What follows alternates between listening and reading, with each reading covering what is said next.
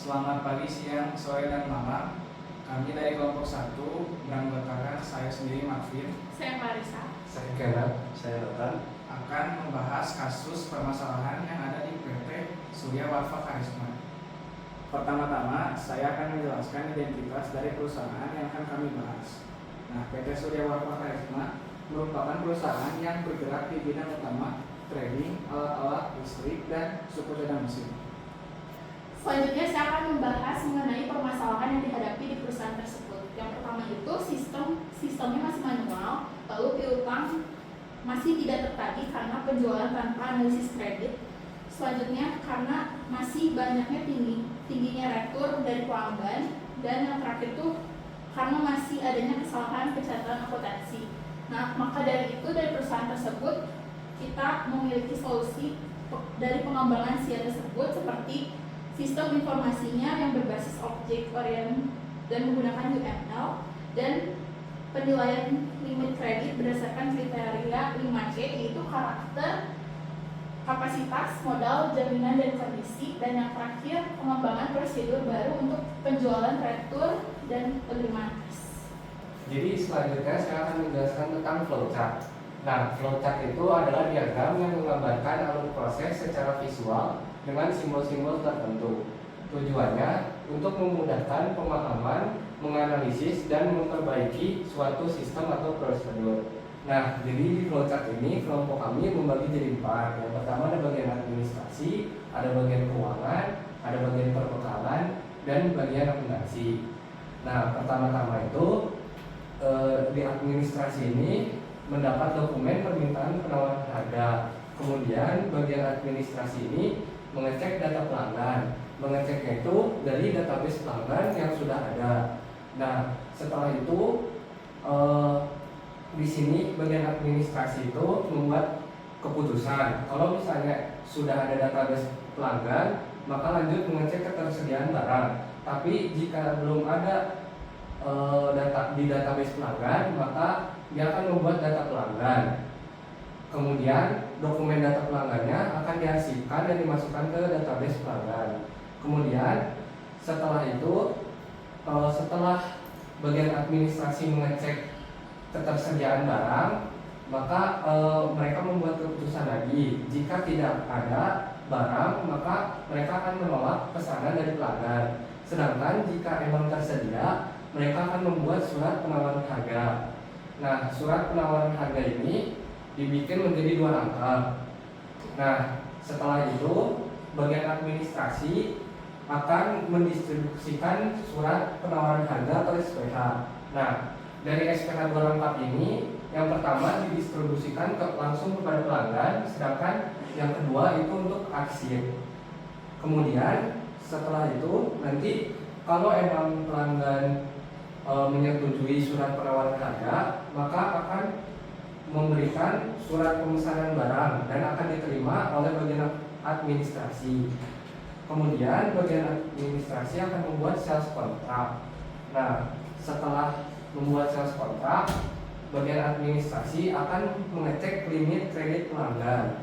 Jika memang limit kredit pelanggan itu tidak tersedia dengan jumlah yang mau beli, maka bagian administrasi akan menolak proses sales kontrak.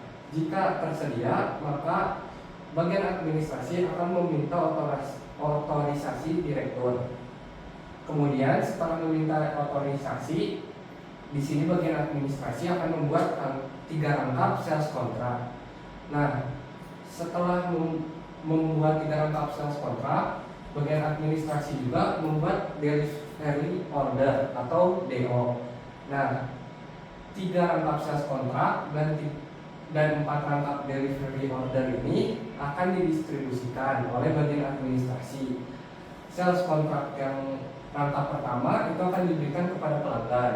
Kemudian sales kontrak rangkap kedua akan diberikan kepada bagian keuangan.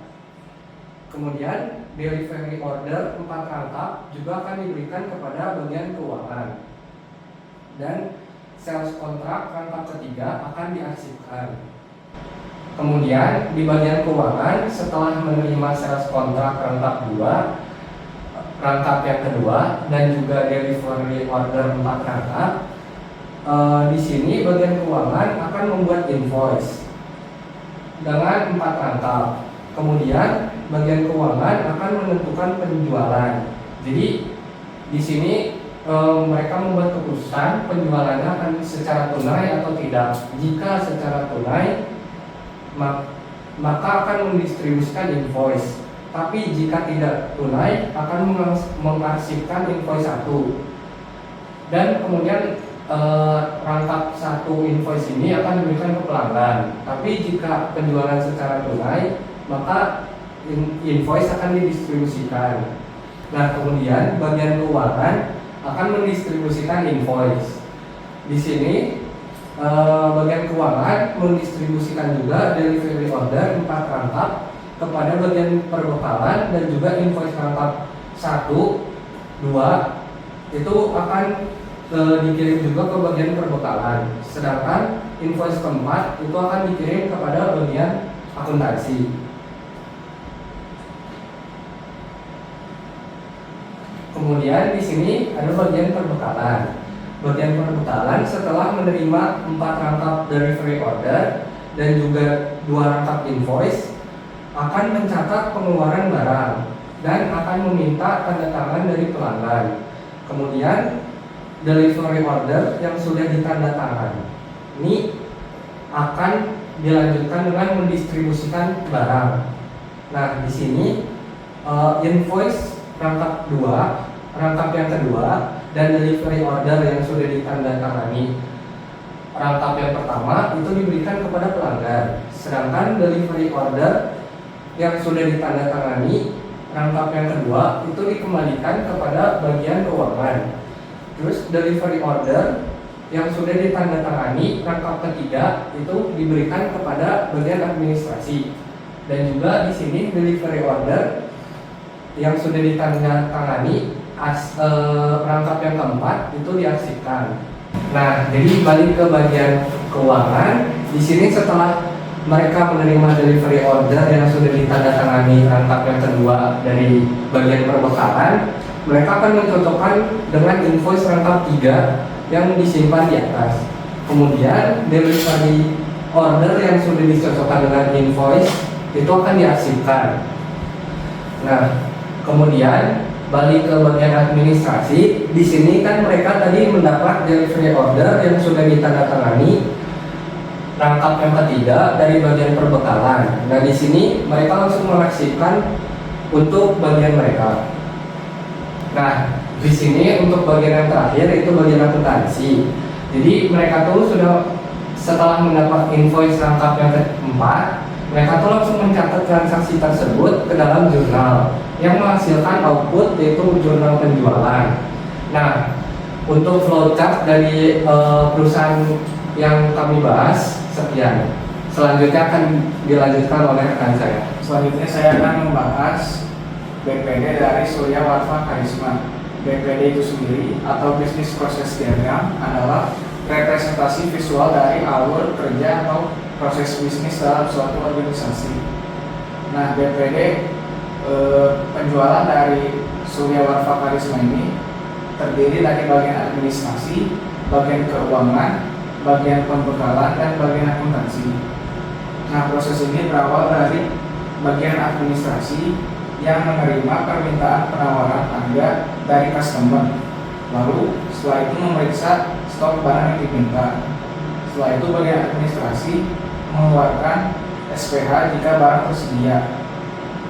Lalu dari bagian administrasi juga mengecek apakah limit cukup. Setelah itu minta otorisasi direktur, membuat sales kontrak, dan membuat delivery order. Lalu di bagian keuangan, setelah menerima delivery order dan sales kontrak, dia membuat invoice. Setelah itu membuat jurnal piutang dan menyiapkan dan mengirimkan barang. Lalu di bagian perbekalan, dia menyerahkan delivery order yang sudah ditandatangani, lalu mengecek piutang apakah jatuh tempo atau tidak, mengirim tagihan, lalu terima pembayaran dan membuat kwitansi serta mengirim bukti pembayaran.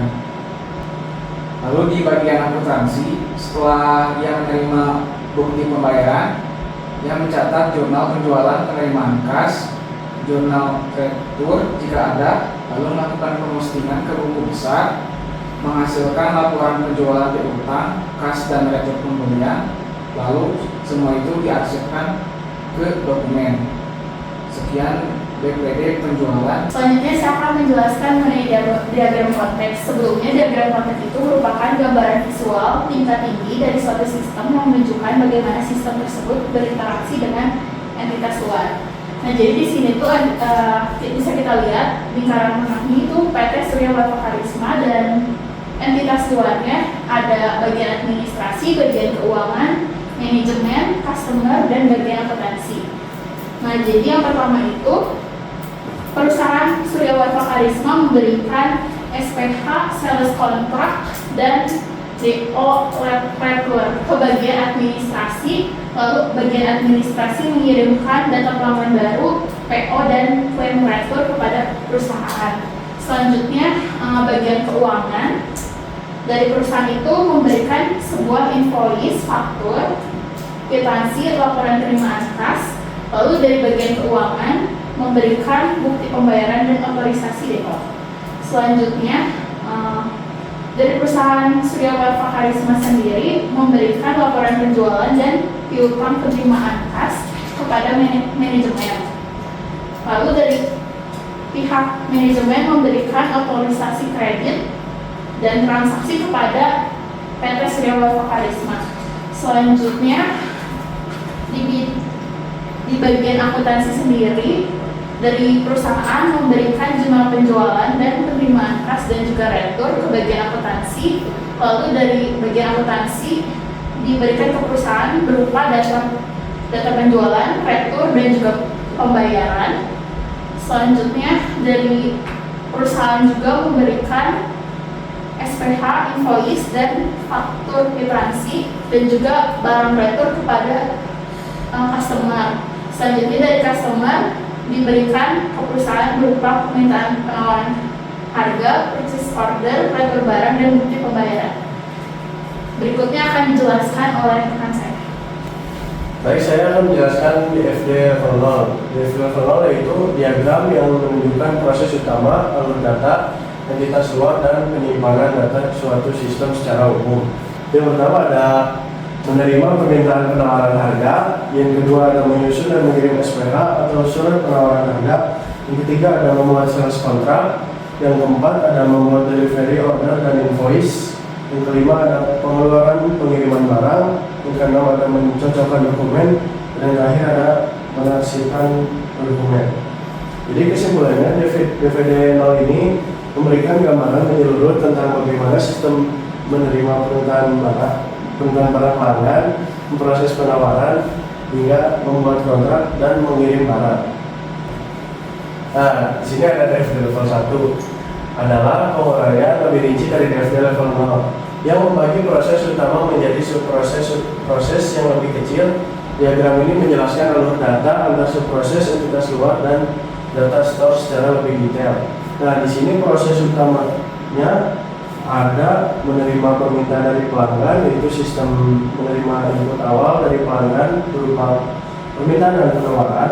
Yang kedua ada mengecek status pelanggan, di mana sistem ini memeriksa apakah pelanggan sudah terdaftar, aktif, atau memenuhi syarat. Outputnya adalah status pelanggan oke jika memenuhi. Yang ketiga ada mencatat permintaan ke arsip. Jika pelanggan valid, sistem meneruskan permintaan dan mencatat ke arsip. Data store-nya simbol data store ini diambil dari D1, database permintaan atau arsip yang menyimpan data permintaan yang sudah diproses agar bisa dilacak di masa depan. Nah, jadi database level 1 ini membantu bagaimana sistem memproses permintaan pelanggan secara lebih rinci. Sekian dari kelompok kami, terima kasih.